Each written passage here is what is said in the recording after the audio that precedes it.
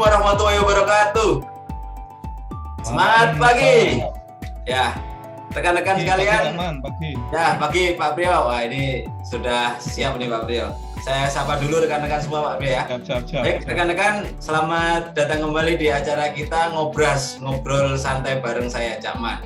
Hari ini kita kedatangan narasumber tamu yang luar biasa nih. Saya nggak nyangka juga nih bisa mendatangkan beliau nih. Komandan saya di Jakarta, Pak Priyo Hadi Sananto. Semangat pagi Pak Priyo, apa kabar Pak?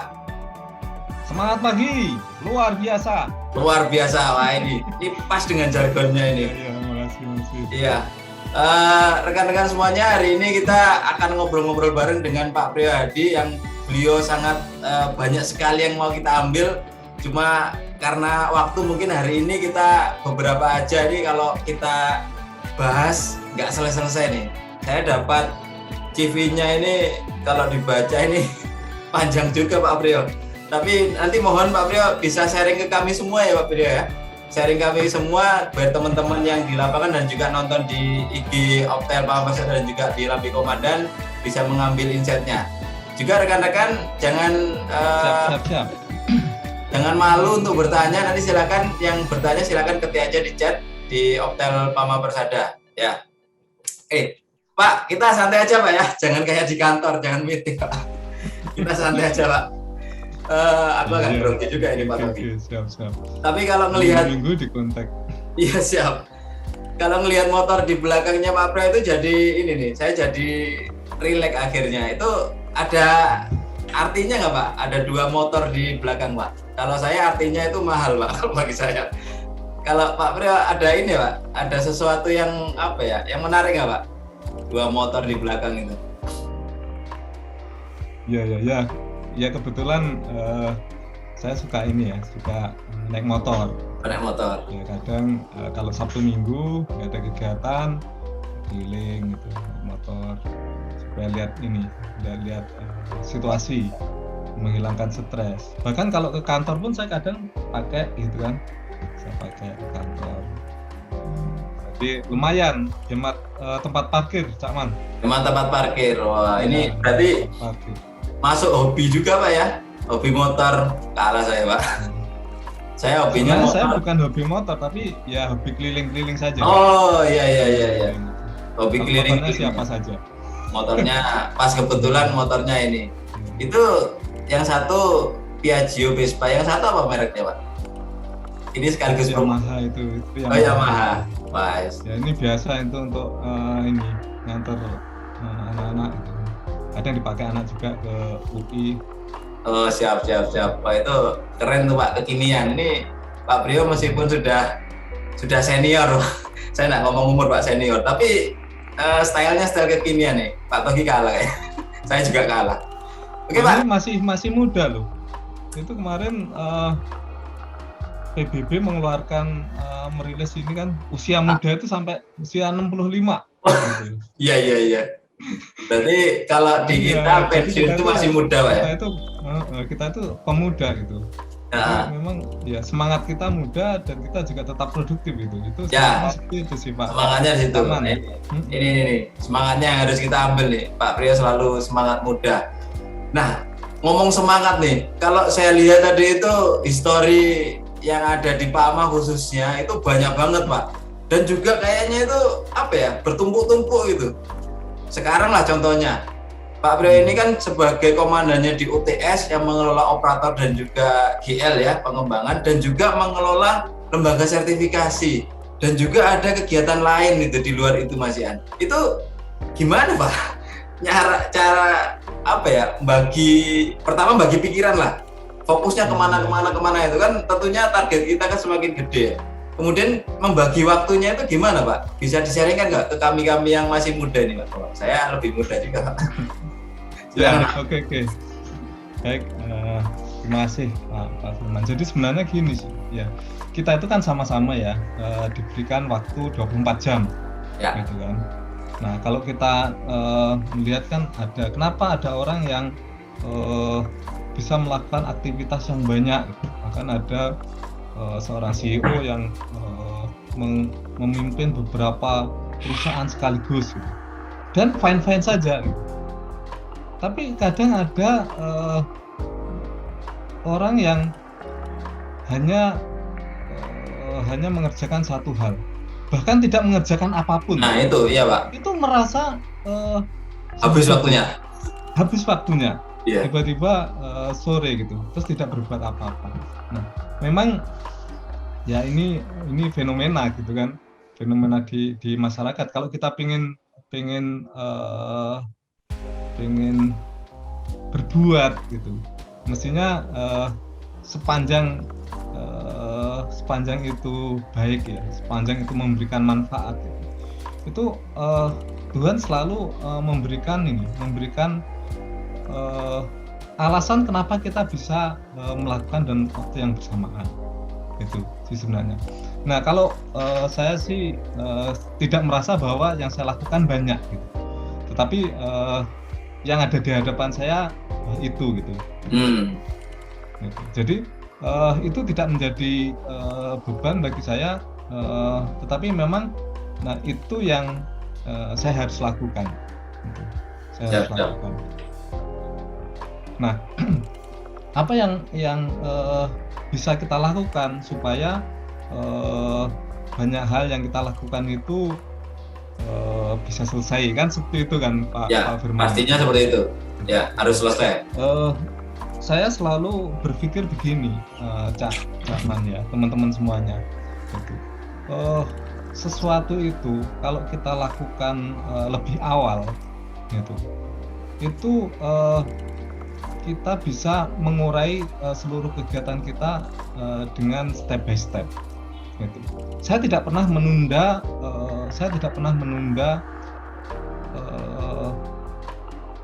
agenda. Saya tidak pernah menunda PR. Saya tidak pernah menunda pekerjaan yang harus saya lakukan. Itu kalau saya seperti itu. Jadi ketika ada sesuatu yang harus saya lakukan, mestinya yang harus saya lakukan itu sebenarnya deadline-nya minggu depan. Tapi kalau bisa saya kerjakan sekarang, saya kerjakan sekarang. Gitu. Saya kerjakan sekarang. Itu yang menurut saya yang pertama ya. Terus yang kedua ya memang tetap kita memprioritaskan gitu, mana yang bisa kita lakukan sekarang. Tetapi prinsipnya jangan pernah menunda, jangan pernah kita berpikir bahwa waktunya masih lama, bisa kita kerjakan nanti, karena kita nggak tahu ya gitu. Pernah saya punya pengalaman gini, mengerjakan sesuatu pada detik-detik terakhir gitu. Apa yang terjadi?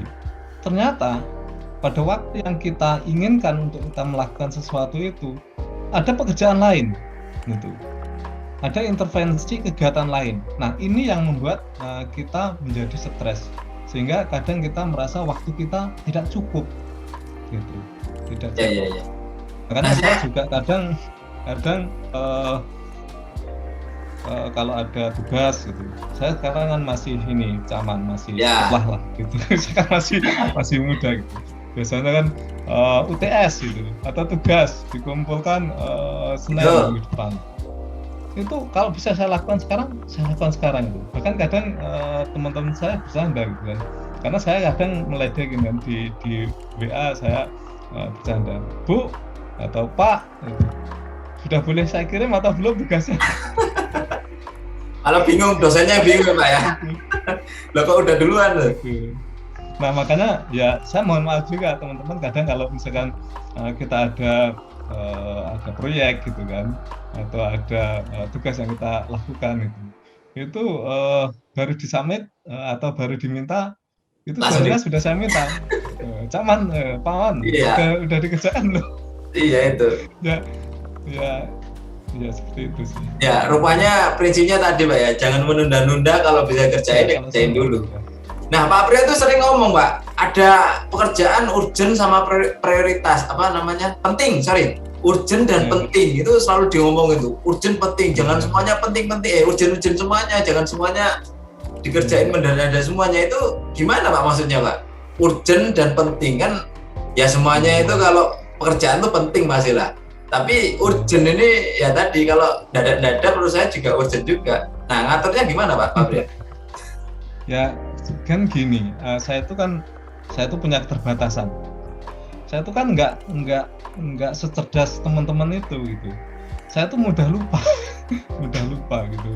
Nah makanya saya selalu berpikir begini, karena saya itu pelupa gitu, maka saya catat gitu, gitu. Saya tuh kebiasaan saya gini, setiap meeting, event itu ya diskusi sama teman-teman sendiri. Saya selalu bawa catatan. Saya catat itu. Karena dengan seperti itu saya bisa memprioritaskan. Oh ini yang saya akan lakukan duluan. Gitu. Nah itu yang saya selalu lakukan. Nah terkait dengan penting dan urgent itu gini, manusiawi bahwa setiap orang itu akan melakukan pekerjaan yang urgent. Kenapa? Karena itu nggak bisa ditunda. Itu nggak bisa ditunda. Nah kembali ke tadi ya, ketika kita bilang bahwa kita punya waktu yang terbatas, tapi kalau kita bisa banyak melakukan kegiatan itu, ya karena kita tidak ingin terjebak pada semuanya urgent gitu. Nah, kenapa saya tidak menunda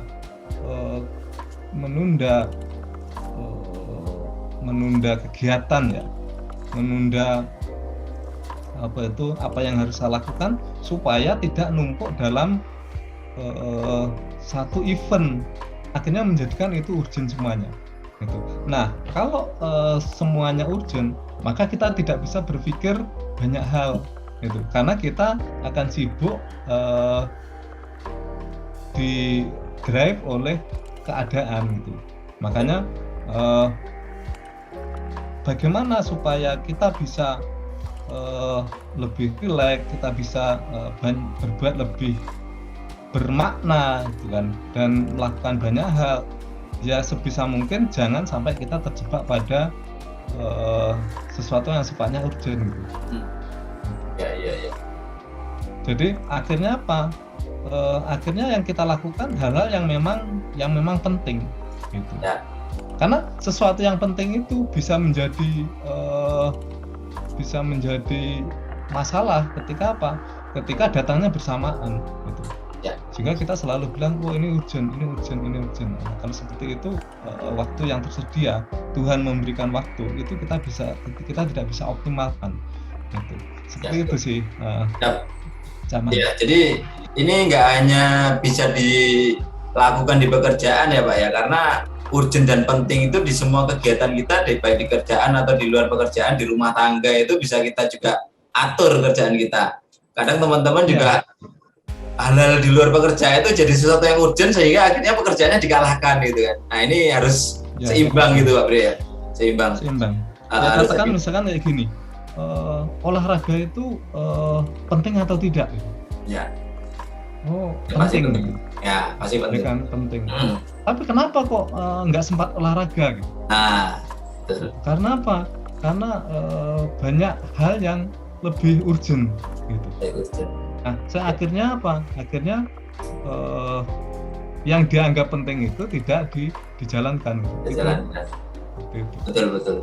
Yang nggak penting nggak jalan karena nggak urgent. Makanya ketika kita bisa ngatur waktu kita, terus kemudian hal-hal yang kita bisa lakukan segera itu kita lakukan, maka hal-hal yang penting itu bisa kita kerjakan.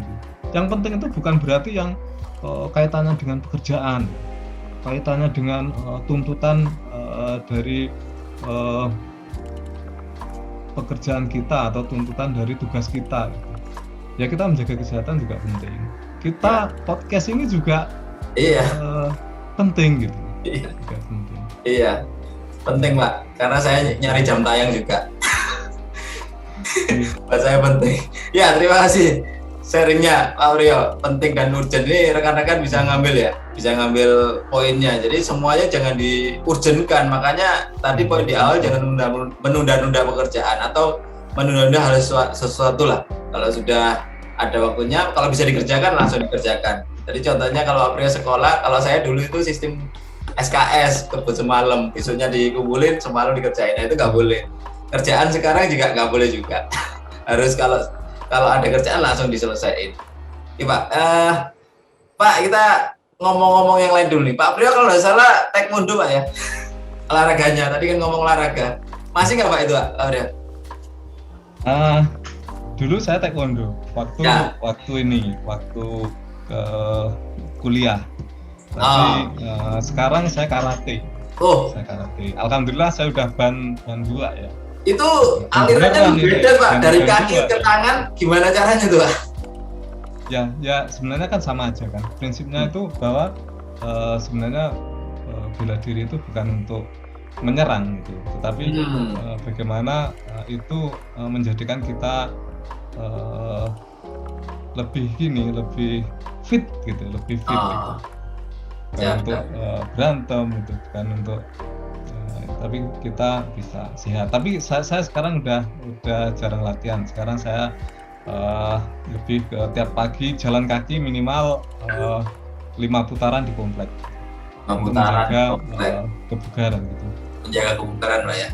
Ya intinya poinnya sekali masih aktif untuk latihan bersama. Ada latihan bersama dan gitu saya masih sekali-sekali datang. Untuk memaintain kebugaran sih. Gitu. Kalau karatenya dipakai untuk kelahi pernah nggak? Nggak pernah. Maksudnya tapi gini, saya tidak pernah saya tidak pernah berkelahi. Tetapi karate itu sangat memiliki arti fenomenal bagi saya. Ada filosofinya. Saya lulus kuliah. Terus saya dapat panggilan di PAMA, saya tuh kan suruh gambar itu ketika psikotes itu, suruh gambar diri saya. Ya saya gambar itu, saya sedang latihan karate. Gitu. Nah terus kemudian waktu itu saya diinterview oleh Pak Budi Kuwanto, Direktur Operasi kita Pak Budi Kuwanto. Ada lihat saya kayak karate, saya ditanya gitu kan, kamu tahu tambang? Oh nggak tahu Pak. Kok kamu daftar di tambang? Ya Pak, saya dapat panggilan di sini gitu. Terus apa maknanya nih kamu gambar seperti ini gitu? Ya saya suka olahraga saja Pak. Kebetulan olahraga yang saya sukai itu adalah olahraga bela diri. Nah kamu nanti kalau dikirim ke saya siap? Oh siap. Kamu nanti akan ketemu orang yang sangar-sangar, akan ketemu operator. Itu sangar-sangar itu. Kalau ditegur bisa berantem. Kamu berani nggak?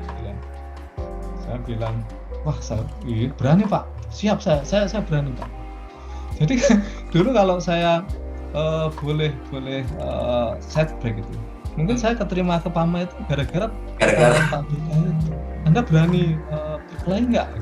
Kalau ada sesuatu yang tidak sesuai dengan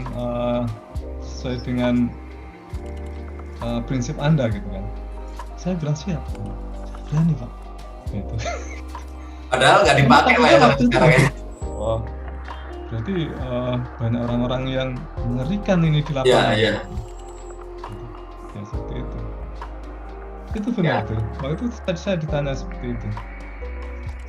Makanya sejak itu saya siap-siap, wah saya harus siap-siap berkelahi nih gitu kan.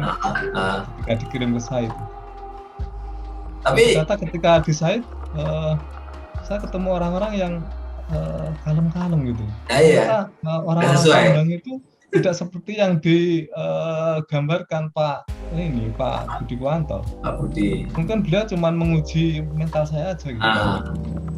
Karena kenapa saya bilang gitu? Karena justru saya banyak belajar justru dari teman-teman operator. Jadi kalau Anda nanti buka kurikulum vitae saya gitu kan, salah satu kompetensi pertama saya adalah kompetensi mengoperasikan bulldozer. Ya. Tapi saya mau nanya juga nih Pak, kok punya browser itu padahal masuknya nggak jadi operator itu? Karena saya berpikir itu, saya nggak tahu ini beneran atau ini hanya tantangan dari direktur kita gitu. Maka saya siapkan mental saya. Oke, kalau begitu pertahanan yang paling baik itu bukan berkelahi dengan mereka, gitu. Bagaimana bersahabat dengan mereka. Bersahabat. Dan itu yang akhirnya mendidik saya bagaimana saya itu sangat dengan teman-teman operator, mekanik, frontline lah gitu. Karena memang satu ya ujung tombak kita, terus yang kedua ternyata orang-orangnya baik-baik gitu. Ya, nggak seperti yang disampaikan di awal, Pak ya. Sejak itu saya berjanji bahwa saya harus berkembang bersama mereka. Gitu. Itu yang menjadi start awal dari bagaimana saya berinteraksi di PAMA. Itu Pak. Ya. Nah, nyambung dari situ pas banget ini. Pak Priyo punya pengalaman di awal masuk, kemudian rupanya operator itu baik-baik, sehingga sampai sekarang pun tuh Pak Priyo ini terkenal mengayomi, Pak, mengayomi karyawan ya, operator khususnya ya, paling mengayomi kalau ada nggak sesuai diperjuangkan, kemudian kalau ada insentif juga nggak sesuai diperjuangkan juga. Bahkan kemarin tuh sempat bersih tegang masalah yang itulah, yang cut itulah, yang cut itu. Nah, Pak, mempertahankan Pak Priyo berarti kan punya idealisme ya. Wah, ini orangnya baik-baik dipertahankan ini. Itu apa Pak yang mendasari itu Pak Priyo?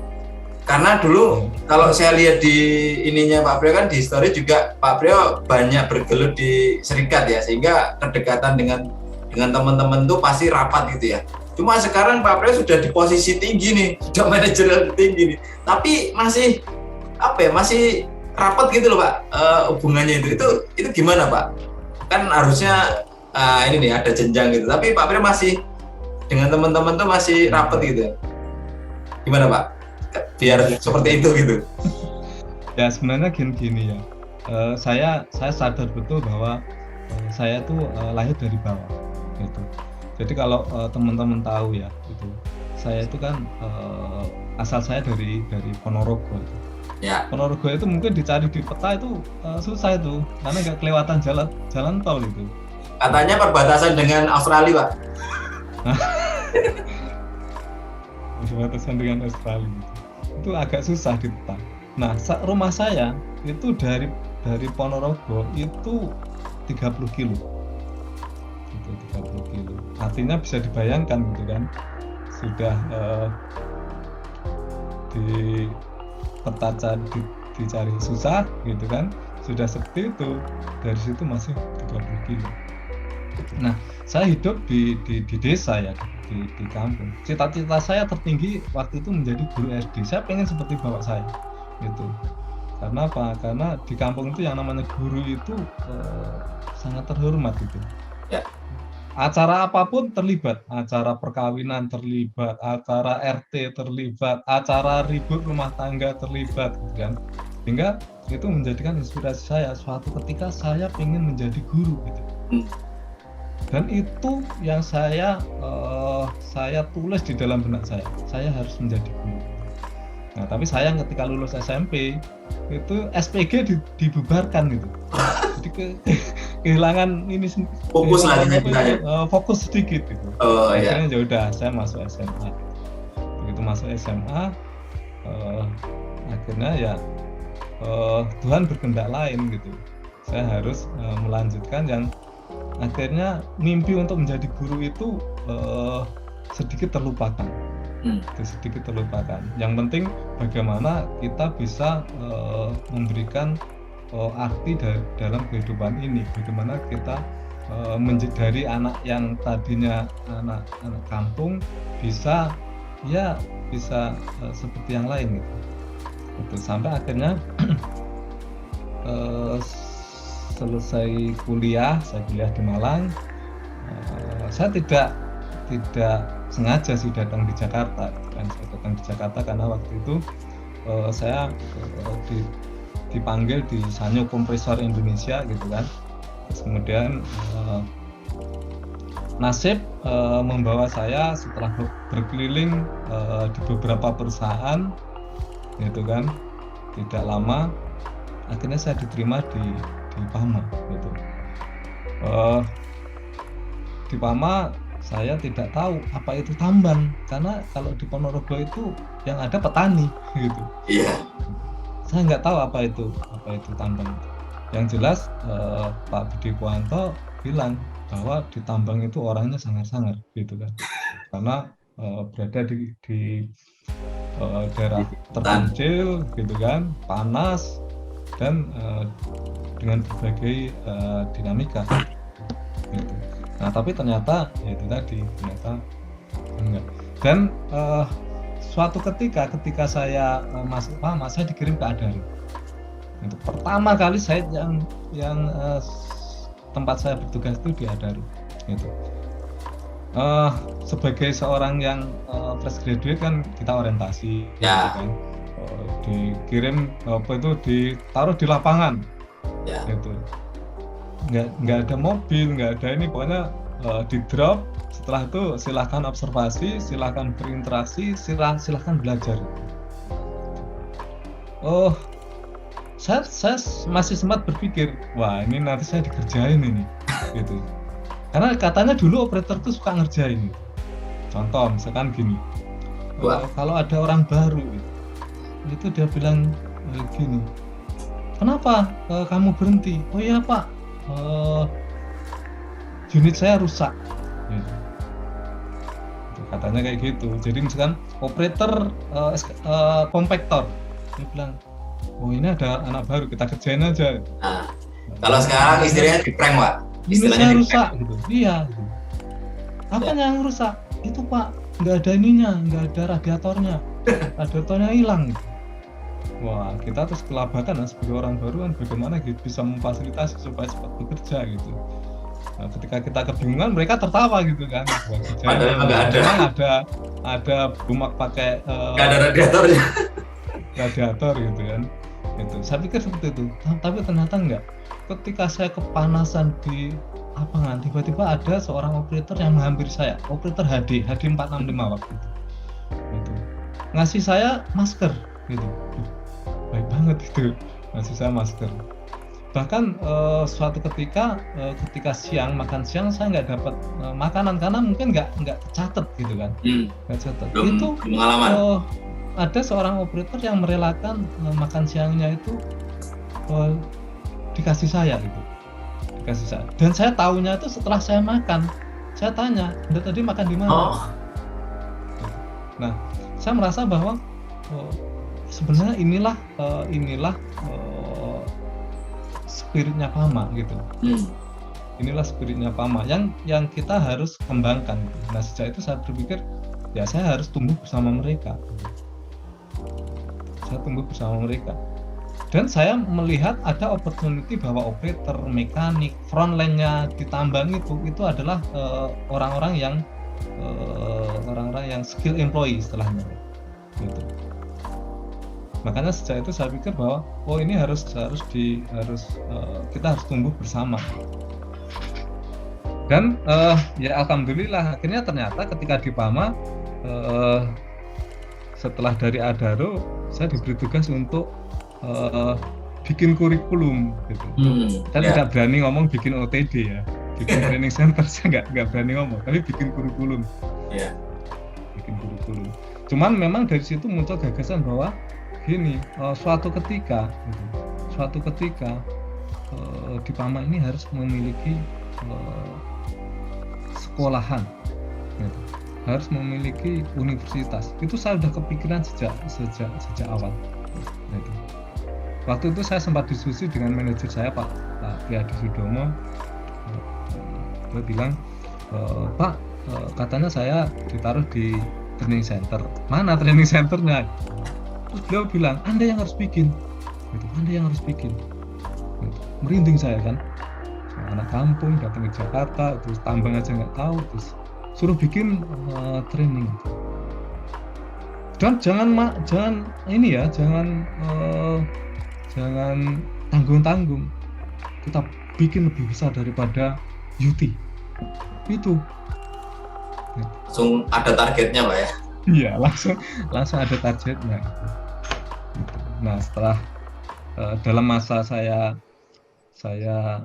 ditugaskan di Jakarta, di Adaro, saya sempat juga training di UT itu bersama Pak Mirsa itu bersama Pak Mirsa. Ya, BMS waktu itu ya Pak Mirsa, BMS khusus untuk para supervisor. Saya ingat betul. Gitu. Yep, betul. Dan kebetulan saya sama Pak Mirsa juara loh. Juara. Ya, juara satunya Pak Mirsa, saya juara 2 nggak apa-apa. Oh, karena pesertanya cuma 2 Pak? Enggak. Karena lebih senior gitu. Oh, lebih senior. Ya. Jadi ya, itu pengalaman. Dan saya juga banyak belajar juga. Oh, seperti ini ya pelatihan di perusahaan itu. Ini bisa kita kembangkan di Pamor. Akhirnya alhamdulillah kemudian kita bentuk training center, dan itu menjadi satu-satunya perusahaan tambang yang memiliki training center waktu itu. Dan itu menjadi salah satu distinctive kompetensinya Pamor, kompetensi khusus itu. Kompetensi khusus. Ya. Itu yang membedakan operator Pama, mekanik Pama dibanding perusahaan lain. Gitu. Seorang operator mampu menjelaskan fungsi, lokasi, cara kerja, nama-nama komponen dalam bentuk aslinya. Itu adalah Pama. Ya berkat Yuti juga, karena itu spiritnya kan mengalir dari Yuti. Kita bikin training center juga mencontoh dari United Tractor. Itu Pak. Ya. Pak Firman. Nah, terus kemudian terkait dengan Pak, ini Pak Priyo kok aktif juga di Serikat Pekerja, bagaimana ceritanya gitu. Jadi mohon maaf Pak Mirsa kan masih pengurus Serikat Pekerja ini.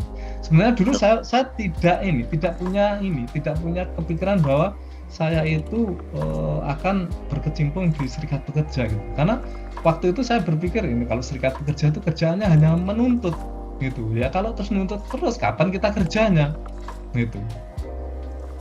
Dan menurut saya ya perusahaan yang bagus itu kalau semua berpartisipasi untuk bekerja, ada kurang-kurang sedikit ya kita benahi sendiri gitu.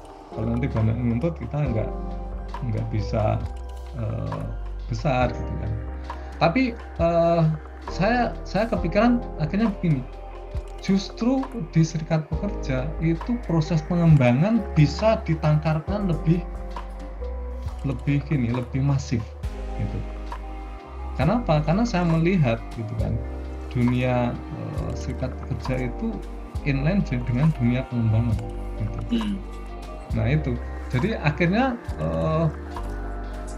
saya merasa bahwa even saya di training, even saya ngurusi people, tetapi saya tidak berseberangan ketika saya menjadi ketua Serikat Pekerja gitu. Kenapa? Karena dua-duanya itu adalah proses people development. Itu yang saya tahu. Makanya orang kadang heran gitu. Mana mungkin seolah-olah kan berbeda, kalau ngurusi people itu jangan ngurusi Serikat Pekerja gitu. Karena akan terjadi tumpang tindih kepentingan. Nah, tapi saya merasakan betul gitu. Ketika muaranya sama, muaranya adalah bagaimana kita tumbuh dan berkembang bersama, bagaimana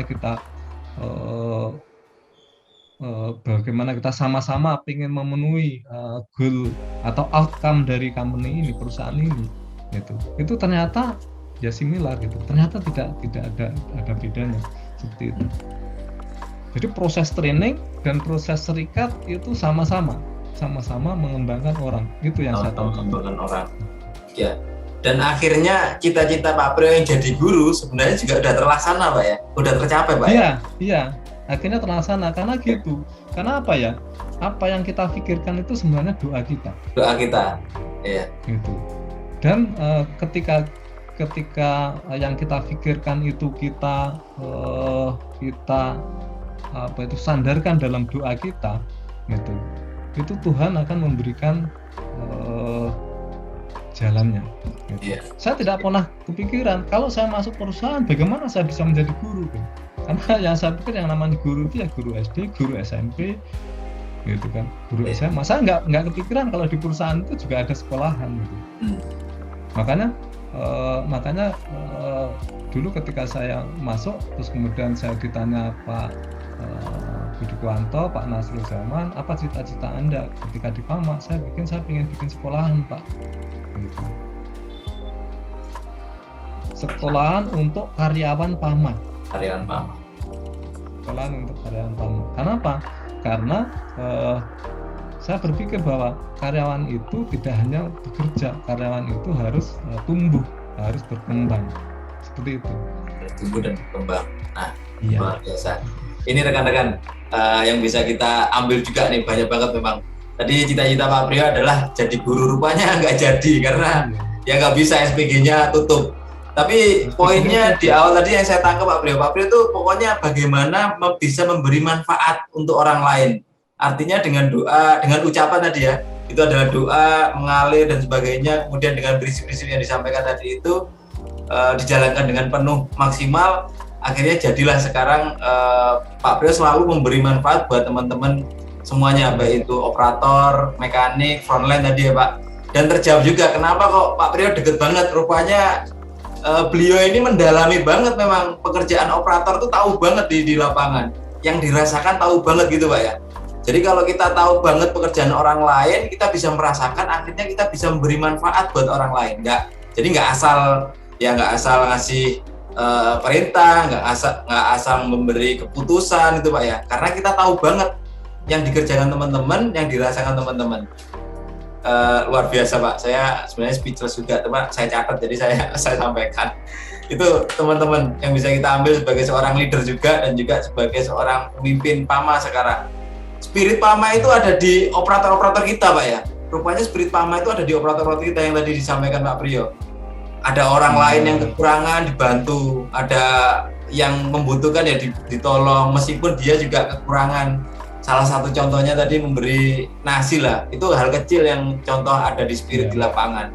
Itu spirit PAMA. Semoga spirit PAMA tetap terjaga dan semakin meningkat sampai sekarang itu Pak ya. Sampai PAMA kalau istilah Pak Fran itu the last man standing ya.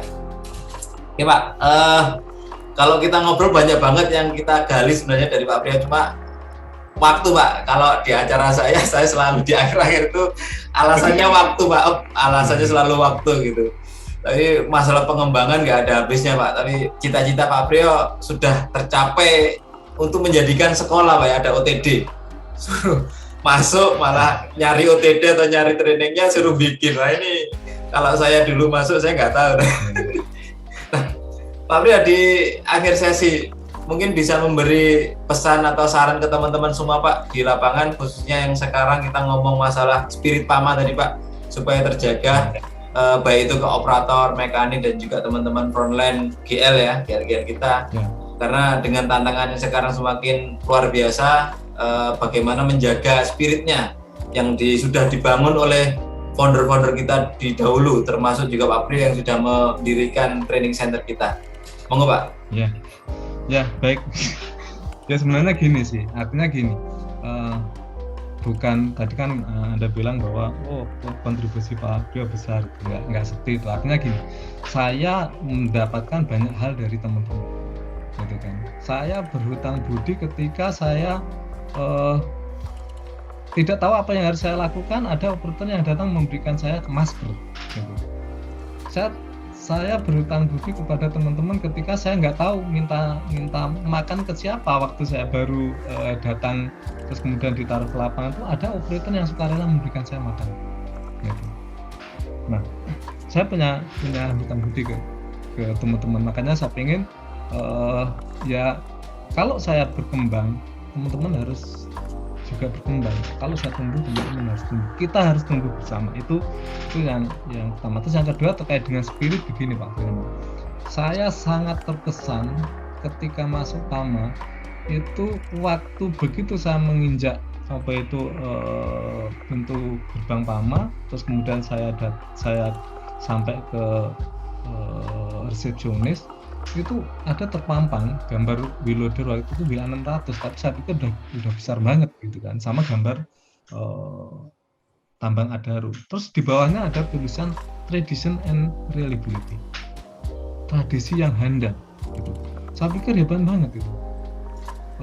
Kalau perusahaan itu punya tradisi yang handal, mestinya perusahaan itu tidak akan terkalahkan. Mestinya perusahaan itu melibatkan seluruh resource-nya, termasuk sumber daya manusia, gitu, untuk menjadi bagian dari kehandalan itu. Gitu.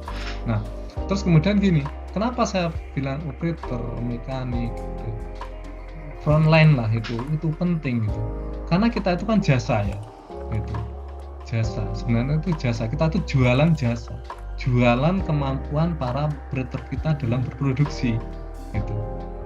Nah, kalau teman-teman itu bisa berproduksi dengan maksimal, gitu kan, bisa juga tumbuh bersama organisasi, rasanya itu akan menjadikan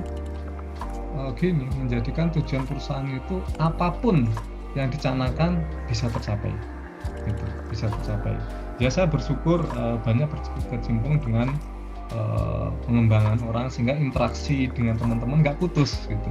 Pertama tahun 97 belum ada training center, akhirnya ada training center yang menjadikan PAMA unik gitu, berbeda. Ketika ternyata keberhasilan PAMA itu dilihat oleh kompetitor kita melakukan hal yang sama gitu, bikin training, bahkan beberapa instruktur, bahkan materi trainingnya pun itu diambil. Iya. Dan saya dengar ada perusahaan yang logonya jangan dibuang, biar logonya tetap PAMA gitu, sampai sebegitunya gitu. Nah, ya kita bersyukur ya, artinya itu kan bagi bangsa dan negara juga berkontribusi gitu. Tetapi kan kita tetap harus mencanangkan bahwa kita harus lebih bagus gitu. Maksud kita kalah gitu kan gitu. Saya juga sempat berpikir, lulus training itu hanya tanda kita pernah belajar, belum tentu itu menjadi valid bahwa kita bisa bekerja gitu. Itu kita bisa bekerja itu harus kita buktikan di lapangan gitu. Nah, makanya ketika perusahaan lain melakukan hal yang sama, ya kita jangan hanya stuck pada kita punya pelatihan yang bagus selesai, tapi itu harus cair di lapangan gitu. Akhirnya kita ke-trigger kan, Anda, Pak Nabawi, teman-teman yang lain yang hebat-hebat, Anda itu orang-orang yang hebat, Pak Firman, Pak Eko, Pak Risa, Pak Mirsa juga, semuanya lah, Pak Tobi. Bagaimana dulu kita bikin LSP, ya enggak? Gitu. Dan kompetitor menjadi heran juga, kenapa PAMA enggak ada matinya itu? Karena kita punya sesuatu yang beda, gitu, yang unik. Training tidak cukup, karena sertifikat training itu bukti bahwa kita pernah belajar, gitu. Maka kita harus perkuat, kita harus punya sertifikasi bahwa kita bekerja, kita punya portofolio pernah bekerja, gitu. Dan sampai saat ini tetap bekerja dengan produktivitas yang tinggi, gitu. Ya, mudah-mudahan harapan kami, kita sudah punya training center, kita sudah punya LSP, kita benar-benar punya university, gitu. Itu yang insya Allah saya yakin bahwa kita nanti punya orang-orang yang hebat-hebat yang bisa menjadi bagian dari proses pengembangan itu, gitu. Saya sekarang masih belajar ya. Saya minta doa teman-teman semuanya, ya mudah-mudahan tahun ini saya selesai. Ya, amin, Pak. Ya, belajar di S3. Ya, saya pengen gini, pengen mengisi ruang kosong bahwa gini, ternyata ketika kita semakin besar, ketika kita semakin tinggi, gitu, kita tidak boleh sombong, gitu. Bagi para leader, saya juga ingin sampaikan bahwa penting kita menjadi leader itu leader yang humanity, leader yang humble, leader yang rendah hati. Karena dengan kita memiliki kerendahan hati, itu kita akan membuka pikiran kita untuk belajar dari orang lain, siapapun orangnya. Kita bisa tidak menakutkan bagi orang lain gitu. Wah, leader saya pintar banget gitu kan. Nanti kalau saya ngomong salah-salah gitu kan. Ya. Nah, kalau kita itu sederhana, kita itu rendah hati, orang lain pun juga tidak akan segan untuk diskusi dengan kita. Siapapun mereka, apapun jabatannya, dan itu penting banget. Itu. Kenapa? Karena kondisi ke depan kita nggak bisa tebak. Gitu. Ada istilah VUCA, ada istilah kondisi yang dinamis. Nah, itu hanya bisa dihadapi oleh orang-orang yang terus-menerus mau belajar, terus-menerus merasa masih kurang ilmunya, terus-menerus masih merasa dirinya bodoh.